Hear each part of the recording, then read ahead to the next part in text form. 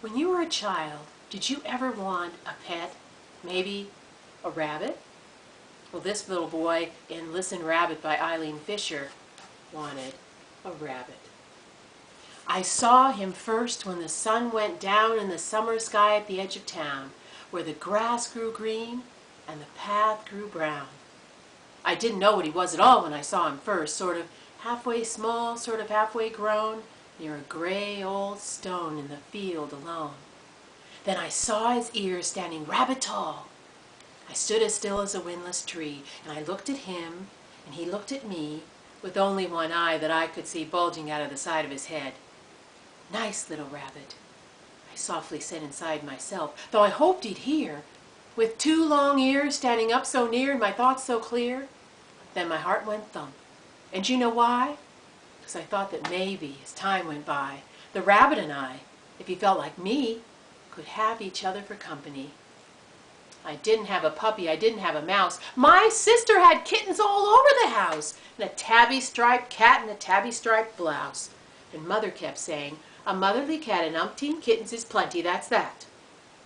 I didn't have a pony, I didn't have a horse. There wasn't much room in our house, of course, and Father kept saying, "With all these kittens to pet and pat, we've more than enough, and that is that." But I wasn't enough, and I watched that rabbit, and I hoped one day he would let me nab it. I stood as still as a windless tree, and that was exceedingly still for me. The rabbit sat still where the light was dim, but that was a rabbity habit for him. With his ears stood tall and his ears stood proud, pointing straight up as an sunset cloud, and I said softly, not quite out loud, "Listen, rabbit, with such tall ears you must hear more than anyone hears, with two antennae sticking up high, bringing you news from earth and sky. Maybe you even hear harebells ringing, dogwood barking, larkspur singing." His nose didn't twitch or wiggle, so I went on with a halfway giggle. "Listen, rabbit, you know what I'd do if I had antennae ears like you? I'd hop, hop, hop to the candy shop and listen to every last lollipop." His whiskers didn't as much as flicker, and I didn't move or even snicker, hoping that way to make friends quicker. But we didn't make friends that day, because my sister came running, she always does, running and calling, calling and waving, waving and other such loud behaving, leap, jump, hopping away until he was lost in the dusky hay. "You gotta come home," my sister said. She only had kittens inside her head.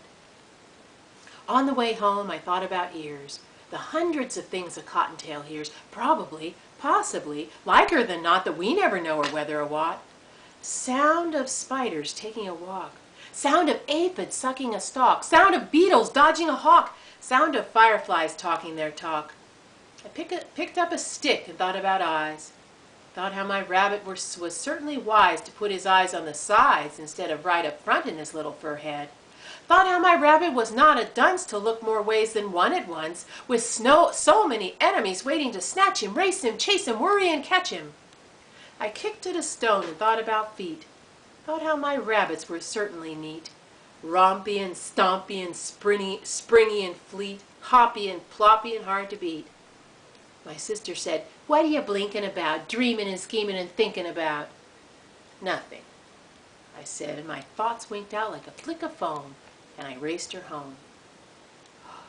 Then, on a morning that was bright as shined-up glass, I found a secret down in the grass, so hidden a person might pass and never know. I found it, though, hidden and grassy and cupped and low. Blow gently, wind of spring. Down in the grass is a wonderful thing. Down in the grass in a fur-lined nest are cottontail babies still undressed, eyes still closed and new and pink, 5 little cottontails, what do you think? "Listen, rabbit," I laughed and cried, feeling all shiny and warm inside. "What a wonderful secret surprise I've spied, what a wonderful secret for you to hide." I hadn't a pony or pup to pet, I hadn't a rabbit exactly yet.